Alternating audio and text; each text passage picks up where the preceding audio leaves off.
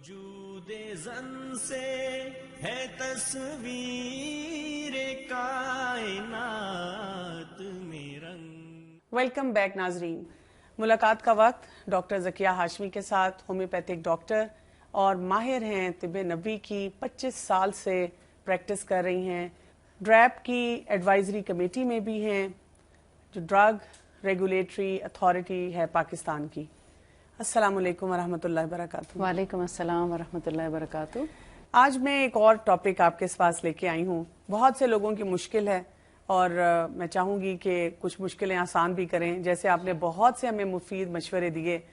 کچھ لوگ بہت پریشان رہتے ہیں، ایک چھوٹا سا مسئلہ جو کہ بہت بڑا بن جاتا ہے، اور وہ ہے خوشبو اور بدبو، یعنی خوشبو کا صحیح استعمال کیا ہے، اور بدبو جو جسم سے آتی ہے، منہ سے آتی ہے، جسم سے آتی ہے، اس کے لیے کیا طریقہ کار اختیار کیا جائے۔ تو ہمیں آپ طب نبوی کی روشنی میں پلیز ہماری رہنمائی کیجئے کہ ہم کیا کر سکتے ہیں اس میں۔ بسم اللہ الرحمن الرحیم۔ دو طریقے ہیں، ٹھیک ہے۔ ایک تو ہوتا ہے حفاظتی تدابیر کا، اور دوسرا یہ کہ جب آپ کسی بیماری یا تکلیف میں مبتلا ہو جاتے ہیں تو علاج کا۔ ٹھیک۔ تو پہلے ہم اس کو دیکھتے ہیں کہ احتیاطی تدابیر کیا اختیار کی جائیں کہ بدبو ہی نہ آئے۔ سب سے پہلے جسمانی صفائی، ستھرائی اور پاکیزگی حاصل کرنے کی ضرورت ہے۔ ٹھیک۔ ہر روز نہانا چاہیے، اور سردیوں میں بھی؟ سردیوں میں بھی ٹھیک ہے، ہر روز نہانا چاہیے، اور اگر آپ ہر روز نہیں نہا سکتے سردیوں میں تو کم از کم ایک دن کے بعد ضرور نہائیں۔ اس سے سردیوں میں بھی نہانے میں کوئی حرج نہیں ہے۔ یعنی کچھ لوگ ایسے کرتے ہیں مخصوص ایام میں، یا جیسے بچہ پیدا ہونے کے بعد نہاتے نہیں ہیں، اور وہ کہتے ہیں کہ اگر ہم نے نہائے تو ہماری ہڈیوں کو ٹھنڈ لگ جائے گی۔ پھر اگین وہی احتیاطی تدابیر اختیار کرنے کی ضرورت ہے۔ آپ دیکھتے ہیں کہ ترقی یافتہ ممالک میں جب زچہ بچہ ڈیلیور کرتی ہے تو اس کو سب سے پہلے باتھ ٹب میں ڈال دیا جاتا ہے، اور اس سے کیا ہوتا ہے کہ اس کی پوری باڈی کی سرکولیشن ہوتی ہے، ایک تو صفائی ستھرائی ہو جاتی ہے، دوسرا بلڈ سرکولیٹ کرتا ہے اور اس کی تھکاوٹ دور ہو جاتی ہے۔ اس چیز میں احتیاط کس چیز کی کرنی چاہیے کہ پانی جو ہے وہ موسم کے مطابق نیم گرم ہونا چاہیے، تھوڑا کم یا زیادہ، اور اس کے علاوہ اگر جب پانی سے باہر آئیں تو فوری طور پر جسم کو پوری طرح خشک کیا جائے، موسم کے مطابق کپڑوں کا اہتمام کیا جائے، اور اس میں فل سلیو اور فل ڈریس پہنا جائے تاکہ ڈائریکٹ ایئر جو ہے اس پر کسی قسم کا اثر انداز نہ ہو۔ لیکن اگر صفائی نہیں کریں گے تو آپ کے جسم میں وہ طہارت کا بھی احساس نہیں ہوتا، بالکل، اور اس کے ساتھ ساتھ بدبو اور اس طرح سے، اور نہانے دھونے کے علاوہ جیسے ہمارے غیر ضروری بال ہوتے ہیں جسم کے، زیر ناف یا زیر بغل، تو ان کی صفائی بھی بہت ضروری ہے۔ ان کو آپ دیکھیں کہ اسلام بھی ہمیں ایک لمٹ دیتا ہے کہ 40 دن سے زیادہ ان بالوں کا رکھنا جو ہے وہ مکروہ ہو جاتا ہے۔ آپ کو پتہ ہے یہ ایک بہت بڑا مسئلہ ہے۔ As a doctor I am sure کہ باہر لوگوں کو تو نہیں اتنا اندازہ ہوتا، لیکن جب ہم دیکھتے ہیں مریضوں کو تو جب ان کو دیکھتے ہیں تو انسان حیران ہو جاتا ہے کہ باہر سے آپ اتنے ویل ڈریسڈ ہیں اور اتنا آپ تیاری کے ساتھ جا رہے ہیں، آ رہے ہیں، برانڈز بھی ہیں آپ کے پاس، لیکن جو اندرونی طہارت ہے اس کی طرف کوئی بھی توجہ نہیں دیتا، تو یہ بہت ضروری ہے۔ جی ہاں، اور اسی سے کئی بیماریاں بھی جنم لیتی ہیں، گندگی، اور کیونکہ آپ دیکھتے ہیں کہ شیاطین جو ہیں وہ گندگی پہ بڑے خوش رہتے ہیں، ٹھیک ہے، پھر ایسے لوگوں کے اوپر شیاطین کا جو ہے وہ جادو کا اور اثرات کا عمل دخل بھی ہو جاتا ہے، اور ہمیں یہ نہیں پتہ چلتا کہ ہماری بیماری کی وجوہات کیا کیا ہیں۔ جب بہت زیادہ بیماریوں میں مبتلا ہو جاتے ہیں تو پھر ڈاکٹرز کے پاس روانہ ہو جاتے ہیں، ٹھیک ہے، اور پھر ٹھیک ہونے کی بجائے مزید بیمار ہو جاتے ہیں۔ بالکل ٹھیک ہے۔ اچھا، منہ سے جو بدبو آتی ہے، یہ منہ سے بدبو کا کیا کیا جائے؟ منہ سے بدبو آنا جو ہے بیسیکلی تو ہمارے معدے کی خرابی ہے۔ اچھا، اس کو صرف ہم معدے کی خرابی بھی نہیں کہہ سکتے، بعض اوقات ہم اپنے دانتوں کی صفائی صحیح معنوں میں نہیں کرتے، ٹھیک ہے، یا بعض لوگوں کو صفائی کرنا ہی نہیں آتی، ٹھیک ہے۔ نبی صلی اللہ علیہ وآلہ وسلم کے طریقے کو اگر دیکھیں تو آپ صلی اللہ علیہ وآلہ وسلم مسواک کیا کرتے تھے، ٹھیک، اور جب ان کی سنت کو دیکھا گیا کہ مسواک آپ کتنی بار کرتے تھے تو آپ حیران ہو جائیں گے کہ دن میں نہ جانے کتنی بار وہ مسواک کیا کرتے تھے، نماز کے ساتھ، ہر نماز سے پہلے وضو میں، گھر سے باہر جانا، قرآن پڑھنا، جی، ہر کھانے کے بعد مسواک، جی، اگر گھر سے باہر جا رہے ہیں تو مسواک، گھر کے اندر واپس آ رہے ہیں تو مسواک کر کے گھر آتے، یا گھر آتے ساتھ فوراً مسواک کرتے۔ کیا ہم یہ کر سکتے ہیں کہ مسواک کو ہم ٹوتھ برش سے ریپلیس کر دیں؟ یعنی آج کل کی ایک بہت بڑی ایک یہ ڈیبیٹ ہے کہ لوگ کہتے ہیں کہ رسول اللہ صلی اللہ علیہ وسلم کے زمانے میں تو مسواک تھی، لیکن کیونکہ اس وقت ٹوتھ برش ٹوتھ پیسٹ تھی ہی نہیں، اور اب اتنے مزیدار اشتہار جس میں لگتا ہے کہ پتہ نہیں ہمارے منہ سے کیسی خوشبو آنے لگ جائے گی اگر ہم نے یہ ٹوتھ برش اور ٹوتھ پیسٹ استعمال کیے. کیا اس کا متبادل ہے؟ یہ اس کا متبادل کبھی بھی نہیں ہو سکتا. میں نے اپنی لائف میں خود ایکسپیرینس کر کے دیکھا ہے کہ وہ چند منٹ کی خوشبو تو ہوتی ہے، لیکن وہ اتنا ایسے اس کے اندر کیمیکلز ہوتے ہیں جس کی وجہ سے ہمارا جو پالش ہوتی ہے دانتوں کی انیمل ہے وہ آہستہ آہستہ ختم ہو جاتا ہے. جب وہ انیمل ختم ہوتا ہے تو ہمارے دانت گھسنا شروع ہو جاتے ہیں اور پھر کیویٹیز بننا شروع ہو جاتی ہیں. کیویٹیز بنتے بنتے ٹوتھ ڈیکے شروع ہو جاتے ہیں اور اس کی روک تھام کوئی نہیں پھر کر سکتا. پھر آپ دیکھیں بہت کہ مشکل ہو جاتا ہے، آپ کو اتنے ایکسپینسو ڈاکٹرز کے پاس جا کے اپنے ٹریٹمنٹس کرانے پڑتے ہیں. اس سے بہتر ہے اگر آپ تھوڑی سی تکلیف اٹھا کے اور مسواک کر لیں. بعض لوگ کہتے ہیں میں مسواک کرنا نہیں آتا. انشاءاللہ یہ ہم کوشش کریں گے کہ مسواک کا طریقہ وہ بھی ضرور ان کو سکھائیں تاکہ یہ کہ جب وہ پتہ ہو تو اس کے مطابق وہ مسواک کر سکیں. جی ہاں، کیونکہ جب تک ہم طریقہ نہیں سکھائیں گے تو ہماری امت مسلمہ کو کیسے پتا چلے گا کہ ہم اس سنت پر کیسے عمل کریں. کیونکہ آپ دیکھتے ہیں کہ کتنے بڑے بڑے اشتہارات ہوتے ہیں اور اس میں وہ ٹوتھ پیسٹ کرنے کا طریقہ سکھا رہے ہوتے ہیں کہ ایسے ایسے آپ اتنا ٹوتھ پیسٹ لگائیں اور اس کو اس طرح دانتوں پہ کریں، جبکہ وہ بھی غلط ہے. وہ بھی غلط ہوتا ہے اور اتنا زیادہ ٹوتھ پیسٹ لگا کے دکھا دیتے ہیں جو دانتوں کے لیے بہت زیادہ نقصان دہ ہے.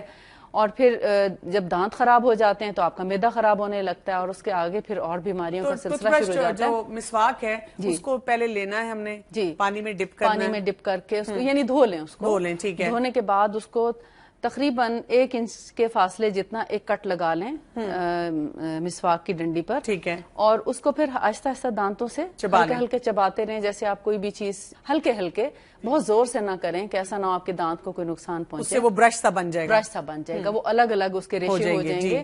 اور پھر اس کو نبی صلی اللہ علیہ وسلم کی سنت کے مطابق درمیان سے شروع کیا جاتا، اوپر کے دانتوں سے، اور اس کو رائٹ سائڈ پہ اوپر کے دانتوں کو پہلے صاف کرتے، سرکولر موومنٹس اور سرکولر موومنٹ میں، اور پھر واپس دوسری طرف لایا جاتا. اسی طرح پھر نیچے کے دانتوں کو، پھر اندرونی طور پر بھی ان کو اسی طرح صاف کیا جاتا، اور سارے ہر طرف سے حتیٰ کہ دانتوں کے پیچھے تک سے. اور صرف یہی نہیں کہ دانتوں تک، پھر اس کے بعد وہ زبان پر بھی کرتے، اور زبان پر اتنی دور تک کرتے جہاں پر ہمارے خاص وہ ٹیسٹ برڈز ہوتے ہیں ان تک، گلے کے یعنی اینڈ تک کرتے، حتیٰ کہ ان کی آواز نکلتی، وہاں تک وہ اپنی زبان کو صاف کرتے، زبان کی جڑ کو. میرے لیے تو ایکچولی یہ بہت امپورٹنٹ چیز تھی کہ رسول اللہ صلی اللہ علیہ وسلم کے جو آخری ایام میں جو ایک چیز آتی ہے کہ انہوں نے جو آخری کام کیے ان میں سے ایک آتا ہے کہ مسواک انہوں نے کی. جی ہاں، سبحان اور اللہ. پھر یہ کہ وہ اس حدیث کا بھی مجھے بہت زیادہ ایک موٹیویٹ کرتی ہے کہ وہ کہتے تھے نا کہ جس کا مفہوم یہ ہے کہ اگر میری امت پہ گراں نہ گزرے تو شاید یعنی کہ ہر نماز کے ساتھ یہ چیز فرض ہو جاتی ہے. تو میرا خیال ہے کہ مسواک کی ہمیں عادت ڈالنی چاہیے. مسواک کی عادت ڈالنی چاہیے، اس سے منہ کی بدبو دور ہوتی ہے، جی، آنکھوں کی نظر تیز ہوتی ہے، گلے کی خرابیوں سے بچاؤ رہتا ہے، اور اس کے علاوہ جو ہے بہت ذہانت کے بارے میں بھی کہتے ہیں. جی ہاں، کیونکہ اس سے حافظہ بھی اچھا ہوتا ہے، کیونکہ پیچھے جو زبان کی جڑ کے پیچھے جو مسلز ہیں نا ان کے اندر خاص وائبریشن ہوتی ہے اس کے برش کے ذریعے، ٹھیک ہے، اس سے پورے ہمارے برین کے جو سیل ہیں وہ ایکٹیویٹ ہو جاتے ہیں. ٹھیک ہے. آپ دیکھتے ہیں کہ زبان کی جڑ پہ کرنے آنکھوں میں بھی ہلکے سے آنسو آ جاتے ہیں، اور کانوں میں بھی ہلکی سی کھجلی سی فیل ہوتی ہے. پورے ENT کو یہ صاف کرتا ہے اور اس سے منہ کی بدبو آٹومیٹیکلی ختم ہو جاتی ہے اگر معدے کا مسئلہ نہ ہو. ٹھیک ہے. کیونکہ برش جب ہم کرتے ہیں صرف دانتوں پہ کرتے ہیں، ٹھیک، اس سے ہماری زبان کی جڑ جو ہے وہ اسی طرح گندی رہتی ہے، تو 5-7 منٹ کے لیے تو خوشبو منہ سے آتی ہے، اس کے بعد بدبو آنا شروع ہو جاتی ہے. اس کے لیے اگر ایسے ہے کہ بچوں کے جب دانت نکلنا شروع ہوتے ہیں، اگر مائیں اسی وقت بچوں کو کروانا شروع کر دیں تو اس سے کیا ہوگا کہ جب بچہ بڑا ہوگا تو اس کو ایک وہ ڈیولپ ہو چکا ہوگا اس کا کہ میں نے مسواک کرنی ہے. بلکہ ہم تو اپنے بچوں کو مسواک چھوٹی ڈنڈی کے ساتھ جب ٹیدنگ پہ آتے ہیں تو بجائے اس کے کہ آرٹیفیشل ٹیدر دیے جائیں ہم ان کو مسواک ہی دیتے ہیں. مسواک دھو کے دے دیتے ہیں، وہ اپنے دانتوں میں چباتے رہتے ہیں. اس سے کیا ہوتا ہے ان کے دانت نکلنے میں بھی آسانی ہوتی ہے، ان کی جھنجھناہٹ اور الجھن بھی دور ہوتی ہے، اور اس سے ٹیسٹ بھی ڈیولپ ہوتا ہے، ان کے دانت آٹومیٹکلی صاف ہوتے ہیں. بالکل صحیح. اچھا، یہ بھی ایک بہت لوگ پریشان ہو کے پوچھتے ہیں کہ خاص طور پہ بہنیں ہماری پوچھتی ہیں کہ ہمیں یعنی کہ پرفیوم لگا کے ہم باہر نہیں جا سکتے، اور خاص طور پہ گرمی میں یا برسات کے موسم میں اتنی بدبو آتی ہے، آپ خود سے خود برا لگتا ہے کہیں جاتے آتے ہوئے، تو کیا کریں؟ پھر آپ پرفیوم بھی نہیں لگا سکتے، اور دوسری طرف سے ہمیں یہ بھی پتا چلتا ہے کہ رسول اللہ صلی اللہ علیہ وسلم نے اس کو خوشبو کے تحفے کو بہت پسند کیا ہے، جی، تو اس کو کس طرح سے کیا جائے استعمال؟ خوشبو نبی صلی اللہ علیہ وسلم کی پسندیدہ ترین چیزوں میں سے ایک ہے، یعنی دنیا میں آپ نے جو چیزیں پسند فرمائی ان میں سے ایک خوشبو ہے، اور خاص طور پر عود آپ صلی اللہ علیہ وسلم کی پسندیدہ اور بہترین خوشبو ہے، اور اس کے بارے میں آتا ہے حدیث میں آپ کو بلکہ مکمل حدیث سنانا چاہتی ہوں تاکہ اس میں کسی قسم کا کوئی شک نہ رہے کہ جنتی لوگ جو ہیں ان کے لیے جو خوشبوئیں لگائی جائیں گی ان میں ایک عود ہے۔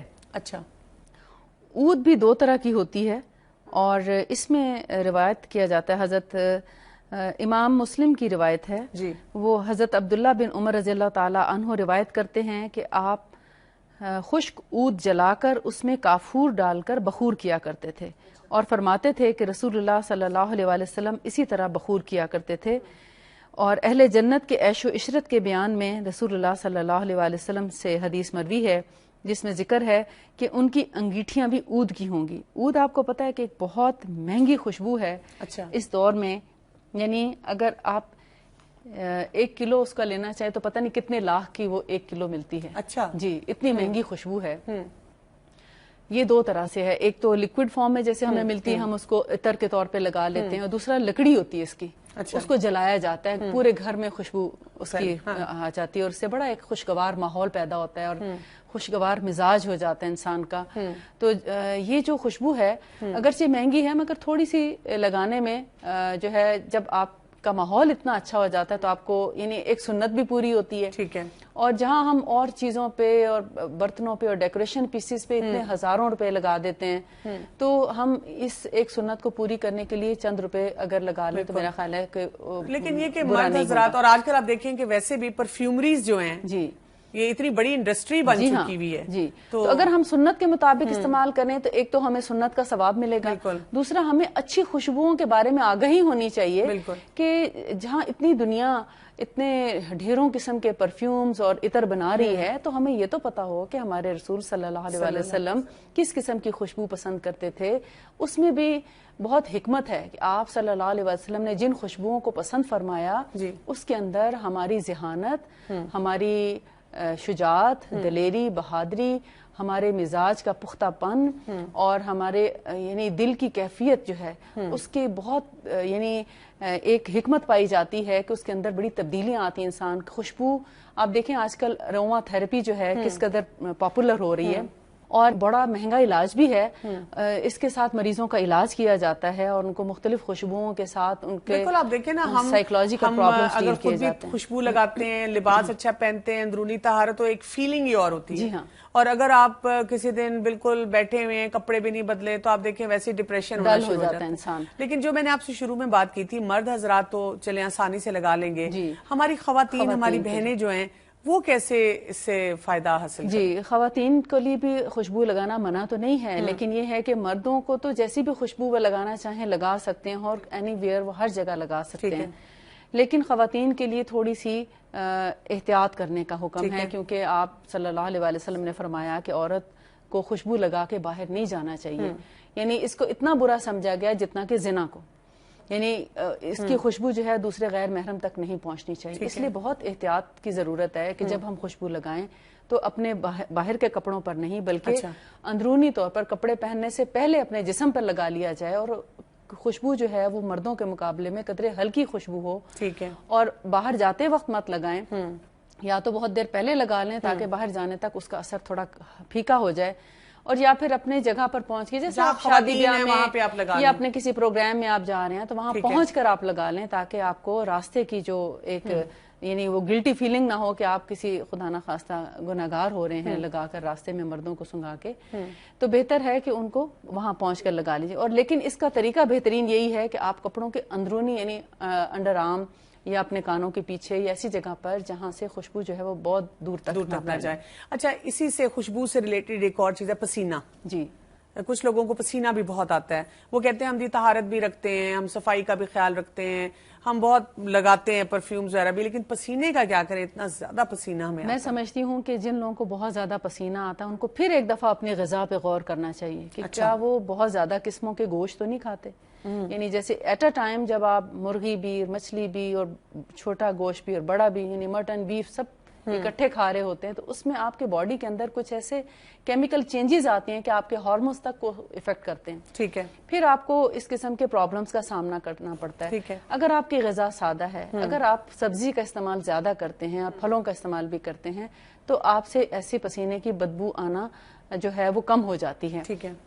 پانی کا استعمال بھی زیادہ کریں. اور جب آپ دیکھتے ہیں کہ بہت زیادہ پسینے کی بدبو آ رہی ہے تو پھٹکڑی کا استعمال بھی کیا جا سکتا ہے. نہانا دھونا تو ہمیں یعنی چاہیے، ڈیوڈرنٹ کے مقابلے میں پھٹکڑی بہت بہتر ہے. پسینہ کم کرنے میں بہت مددگار ہے.